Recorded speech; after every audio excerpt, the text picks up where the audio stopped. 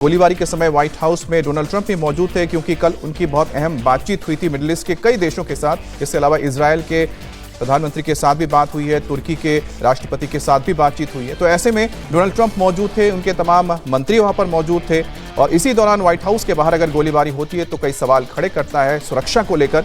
लेकिन अभी तक व्हाइट हाउस के बाहर गोलीबारी करने वाले 21 साल के एक शख्स के बारे में कोई जानकारी नहीं मिल पाई है कि आखिरकार ये शख्स कौन था। लेकिन इस बीच देखिए कितने सारे घटनाक्रम एक के बाद एक सामने आए हैं जिससे कई सवाल खड़े होते हैं सुरक्षा को लेकर भी। और साथ ही साथ अब देखना होगा कि डोनाल्ड ट्रंप या फिर उनका प्रशासन इस तरह की चीज़ों को, इस तरह की सेंधमारी को रोकने के लिए आगे क्या करते हैं, क्योंकि पहले उनकी बेटी के ऊपर एक खतरा मंडराता है, एक शख्स पकड़ा जाता है जो उसकी हत्या करना चाहता था, दूसरी तरफ व्हाइट हाउस के बाहर गोलीबारी हो रही है और तीसरी चीज ये है कि सब चीजें तब हो रही हैं जब डोनाल्ड ट्रंप मिडिल ईस्ट के कई देशों के साथ बैठक करके या उनके साथ बातचीत कर रहे हैं फोन पर और उनसे ये बातचीत हो रही है कि किस तरह से ईरान के मसले को आगे सुलझाया जाए, किस तरह से स्ट्रेट ऑफ हॉर्मुज को खोला जाए, किस तरह से पीस डील के ऊपर सहमति बन पाए। लेकिन इस बीच ये घटना कई सारे सवाल खड़े करता है। तो ये तस्वीरें आ गई हैं, white house on lockdown after apparent gun shots. देखिए यहाँ पर आपको तस्वीरें नजर आ रही है, यहाँ पर गोलीबारी हुई थी जिसके बाद इस पूरे इलाके को घेर लिया गया है। और पहला वाकया नहीं है, इससे पहले भी आपने देखा था कि जहां पर डोनाल्ड ट्रंप पहुंचे थे कॉरेस्पॉन्डेंस डिनर के लिए, वो भी वॉशिंगटन पे ही था, जहां पर एक बंदूकधारी सीधे होटल के अंदर मौजूद था और वो गोलियां फायर करते हुए अंदर तक पहुंचने की कोशिश कर रहा था, बॉलरूम तक, जहां पर डोनाल्ड ट्रंप मौजूद थे, उनके साथ जेडी वांस मौजूद थे, पूरा का पूरा कैबिनेट मौजूद था राष्ट्रपति का। और ठीक उसी घटना के कुछ दिन बाद देखिए एक और घटना होती है जहां पर व्हाइट हाउस में के बाहर गोलीबारी होती है जिसमें 21 साल का एक व्यक्ति मारा जाता है। तो वॉशिंगटन के अंदर जहां पर डोनाल्ड ट्रंप मौजूद है उसके सुरक्षा घेरे को भेदते हुआ सबसे पहले होटल के अंदर कॉरेस्पॉन्डेंस डिनर के अंदर एक बंदूकधारी घुसा था जिसको यहां पर सीक्रेट सर्विस के एजेंट्स ने पकड़ लिया था, नहीं तो वो सीधा अंदर दाखिल हो सकता था क्योंकि उसने पहला घेरा तोड़ दिया था। उसी तरह से व्हाइट हाउस में जब डोनाल्ड ट्रंप मौजूद है उसके बाहर एक शख्स बंदूक लेकर पहुंचता है, गोलीबारी करता है।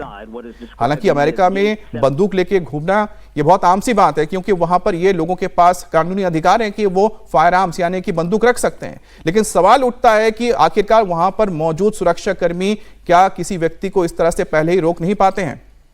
लेकिन इस वक्त जो खबर आ रही है डोनाल्ड ट्रंप इस पूरे घटना में सुरक्षित है, वो अंदर मौजूद थे और ये जो घटना हुई है ये व्हाइट हाउस के बाहर हुई है।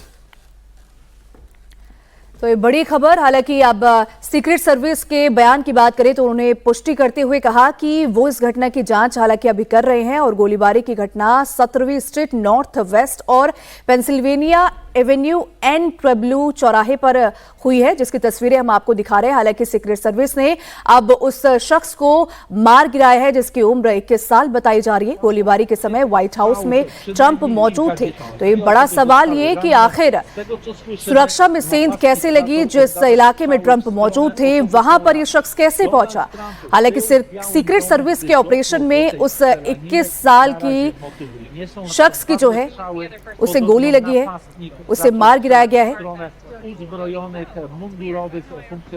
तो व्हाइट हाउस के पास ये घटना हुई। तो ये तस्वीरें आप देख रहे हैं कि जिस वक्त ये घटना हुई उसके बाद यहां पर मौजूद पुलिस कर्मियों ने पूरे इस इलाके को घेर लिया है। और अगर देखा जाए तो ये अमेरिका के वक्त के हिसाब से करीब 6 बजे के आसपास हुआ था और ये व्हाइट हाउस के बाहर ये गोलीबारी हुई थी।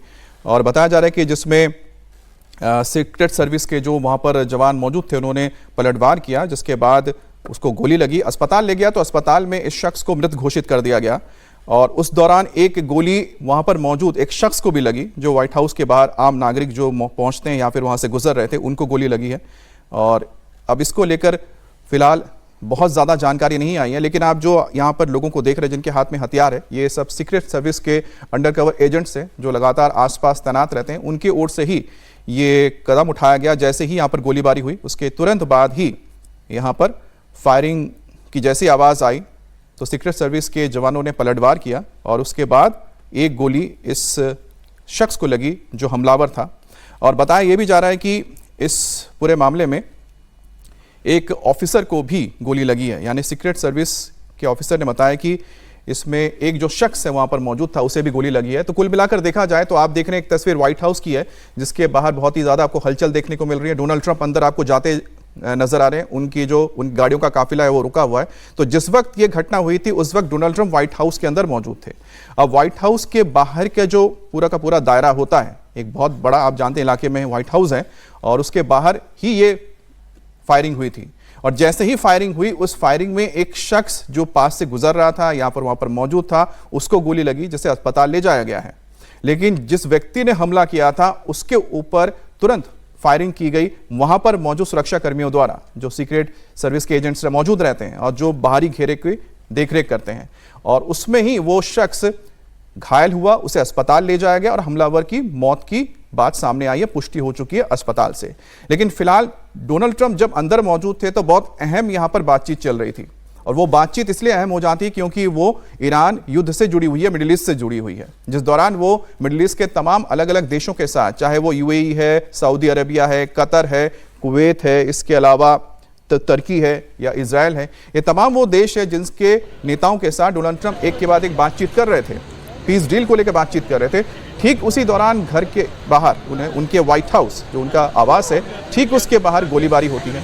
और इसके बाद आप देख सकते हैं कि यहाँ पर जो लोकल पुलिस है, इसके अलावा सीक्रेट सर्विस के जो एजेंट्स हैं वो पहुंच जाते हैं। लेकिन एक बार फिर से आप सोचिए कि डोनाल्ड ट्रंप दुनिया के सबसे ताकतवर नेता, ताकतवर मुल्क के नेता, सर्वे सर्वा, और पिछले कुछ दिनों के अंदर दो ऐसी घटनाएं होती है जो वहां की सुरक्षा को लेकर सवाल खड़े करता है। पहली घटना आपको अगर याद हो, कुछ दिन पहले जब कॉरेस्पॉन्डेंस डिनर हुआ था, और वो भी वॉशिंगटन में ही हुआ था, यानी राजधानी में हुआ था, और उस होटल के अंदर जहां पर डोनाल्ड ट्रंप मौजूद थे, उनकी पत्नी मेलानिया ट्रंप मौजूद थी, जेडी वांस मौजूद थे, विदेश मंत्री मौजूद थे, रक्षा मंत्री मौजूद थे, सभी मौजूद थे।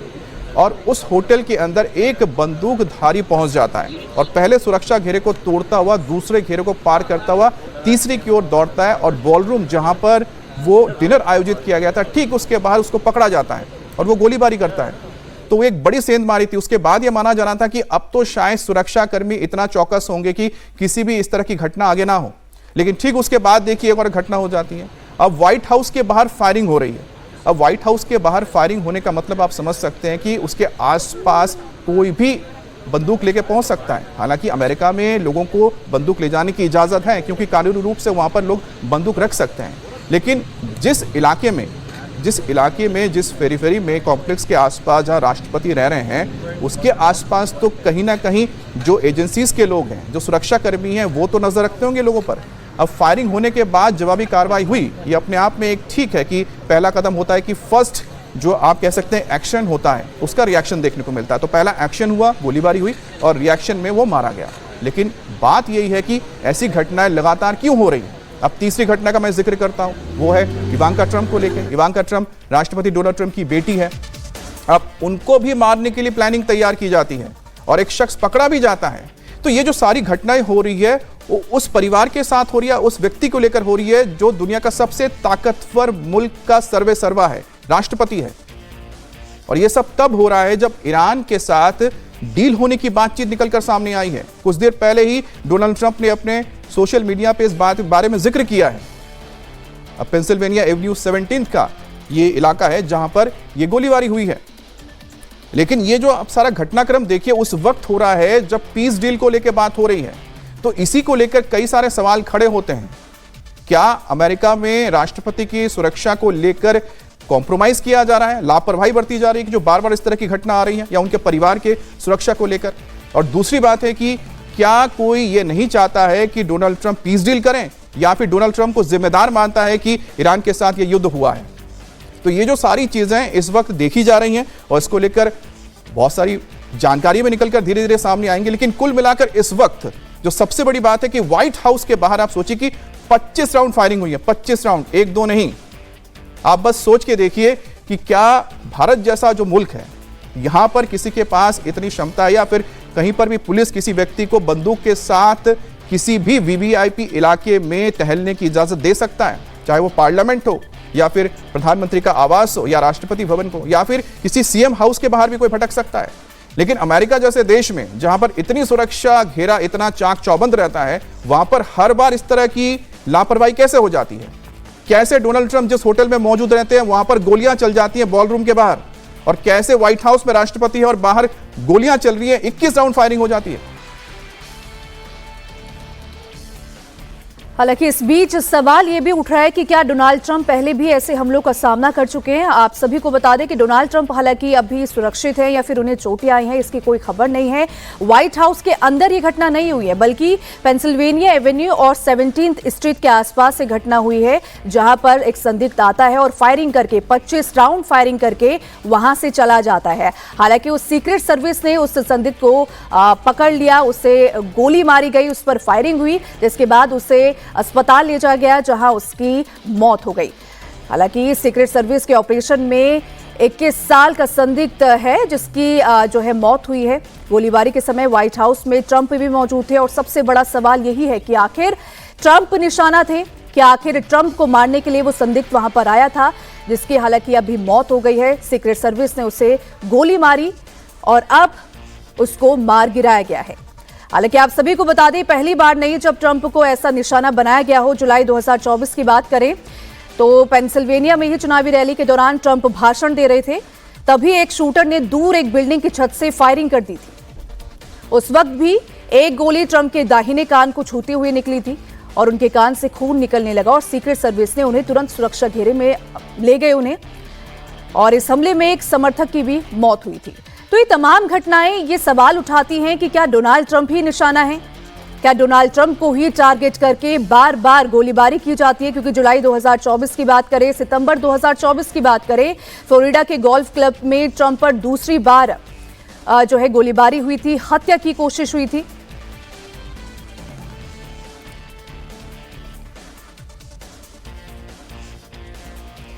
और अगर बात 2026 की करें तो तब भी जब डिनर के दौरान भी व्हाइट हाउस के अंदर गोली चली थी ट्रंप पर। तो ये तमाम सवाल जो है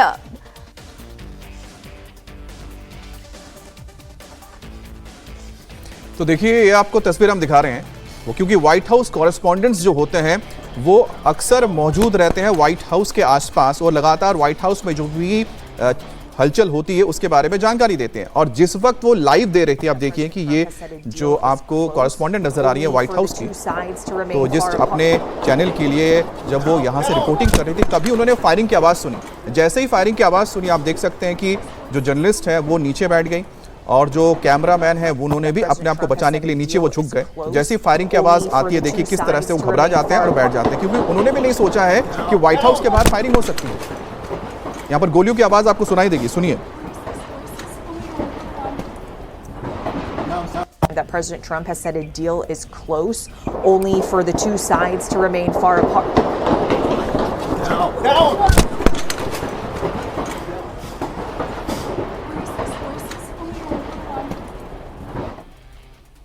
तो देखिए आपने किस तरह से गोलियां चलती। एक बार फिर से वो वीडियो हम आपको दिखाएंगे, तो उस वीडियो से आप समझ पाएंगे कि यहाँ पर जो व्हाइट हाउस की कॉरेस्पॉन्डेंट हैं क्या बता रही हैं। वही बात बता रही जो मैं आपको बता रहा था कि अंदर राष्ट्रपति ट्रंप मौजूद है, जिन्होंने ये बताया है कि बहुत करीब है ईरान का डील होने के लिए। और जैसे ही वो बात बोलती है, उसके पीछे से देखिए गोलियों की तरतराहट की आवाज सुनाई देती है। एक दो नहीं है, लगातार फायरिंग हो रही है। मतलब जाहिर सी बात है कि जो फायरिंग हुई है या जो शख्स आया था उसके पास या तो असॉल्ट राइफल था या तो ऑटोमेटिक राइफल था, गन था, जिसके जरिए उसने एक साथ कई बुलेट, जो बर्स्ट ऑफ बुलेट्स है, वो उसने गोलियां चलाई, धाड़ धाड़ धाड़, एक दो नहीं, तरातर गोलियां चली। उसके बाद फिर जवाबी कार्रवाई हुई। एक बार फिर से आप इस वीडियो को देखिए और समझिए कि कितना महत्वपूर्ण ये वक्त था जब राष्ट्रपति ट्रंप अंदर मौजूद थे और वो ईरान को लेकर बातचीत कर रहे थे और डील को फाइनल होने की जानकारी लगभग उन्होंने सोशल मीडिया के जरिए दिया ही था। ठीक उसके बाद ये घटना हुई।